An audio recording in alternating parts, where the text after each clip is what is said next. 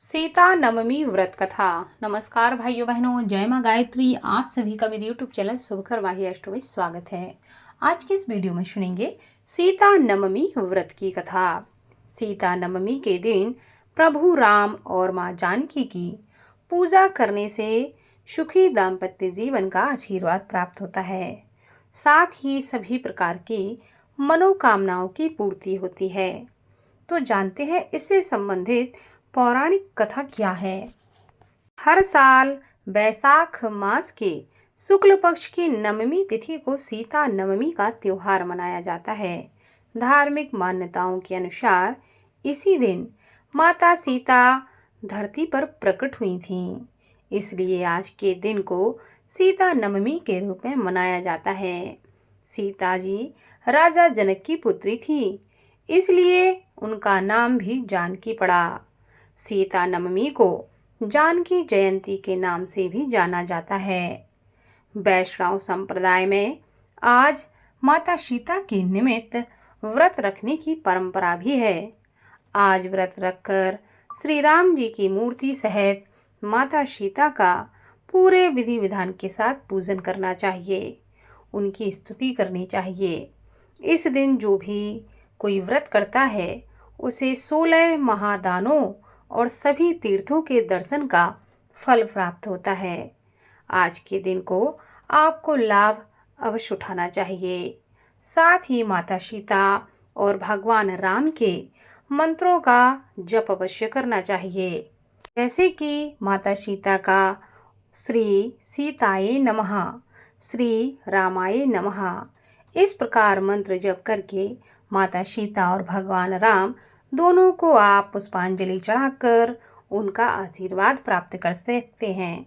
इससे आपके जीवन के सभी मनोरथ सिद्ध होंगे और सभी प्रकार की इच्छाएं पूरी होंगी और सभी प्रकार के संकट दूर होंगे।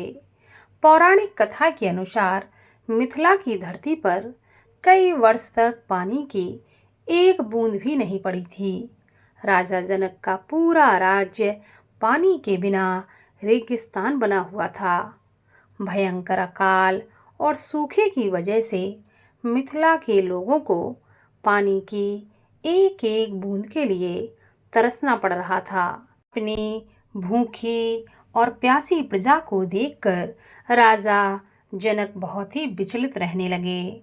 मिथिला की बिगड़ती हालात को देखकर ऋषियों ने राजा जनक से कहा कि वे सोने के हल खुद खेत में चलाएं, जिससे इंद्रदेव की कृपा उनके राज्य पर होगी। इसके बाद जनक जी ने हल से खेत जोतना शुरू किया। तभी उनका हल किसी बक्से से टकराया। फिर उन्होंने उस बक्सा को बाहर निकाल कर देखा तो उसमें एक बच्ची थी। राजा जनक की उस समय कोई संतान नहीं थी, इसलिए उन्होंने उस बच्ची को गोद ले लिया और उसका नाम सीता रखा। राजा जनक की बेटी होने के कारण उन्हें जानकी भी कहा जाता है। इसके अलावा माता सीता को मैथिली भूमिजा के नाम से भी पुकारा जाता है। दरअसल भूमि से जन्म लेने की वजह से ही उनका नाम भूमिजा पड़ा। माना जाता है कि सीता जी के प्राकट होते ही मिथिला राज्य में जमकर बारिश हुई और वहाँ का सूखा दूर हो गया।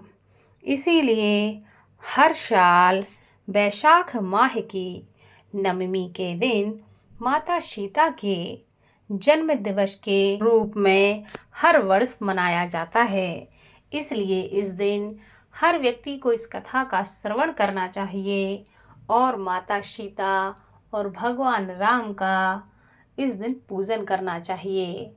हो सके तो इस दिन गरीबों को और असहायों को दान भी देना चाहिए।